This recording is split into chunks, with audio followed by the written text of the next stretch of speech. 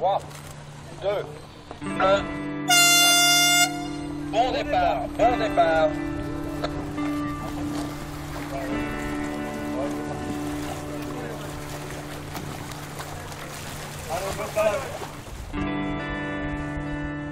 Ouais, il va y avoir des changements de vent, je pense que peut-être que dans la nuit on va mettre un peu de spire, partir au près, reaching, ça va pas être simple, là c'est la petite brise thermique, la qui se renforce un peu, ça va pas forcément durer, on en a pour une bonne partie de la journée, nous faut en profiter. Alors là on arrive au vent de l'île Sainte-Marguerite là, que je connaissais pas, donc on est du côté de Antibes je crois, et puis sous notre vent derrière il y a les montagnes avec un gros orage dans l'arrière-pays. Donc je pense que ça va influencer un petit peu le vent à venir. Cette nuit le vent risque de tomber avec le soleil ou avec l'orage et ça sera peut-être pas facile.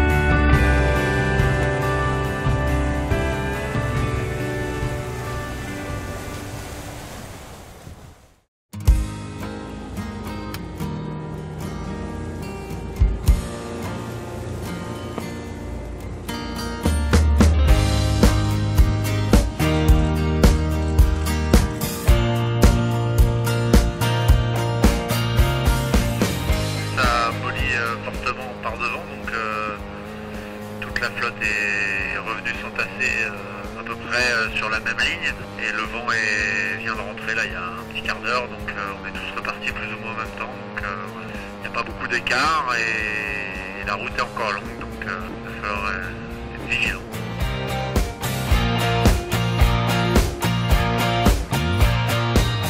Si tu avais 3 vœux à faire, quels seraient-ils?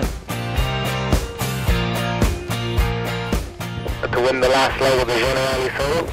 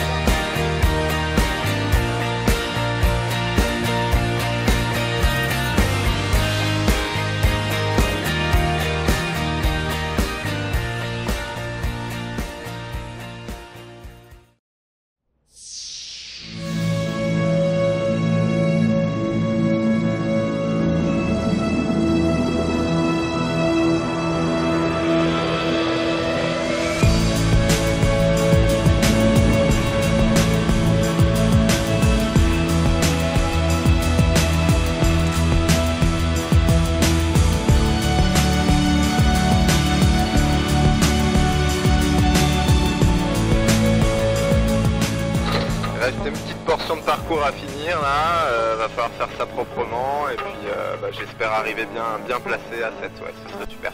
C'est un bon bazar, on va appeler ça comme ça. C'est une zone de transition, on voit que les petits copains ils veulent faire un petit peu, tout le monde a des idées. En tout cas la mienne c'est que le vent va revenir du large, donc je vais un peu vers le large, voilà c'est un peu ça.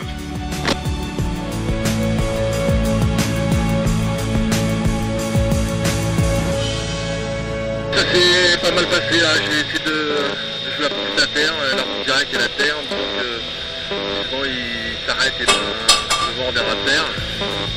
Et donc ça s'est bien passé de ce côté-là, et puis c'était avec Johan Richom. Et puis à un moment, je sais plus, on s'arrête en coupé, là je suis reparti avant lui, donc j'ai eu un peu de réussite et le blanc en tête. Ouais.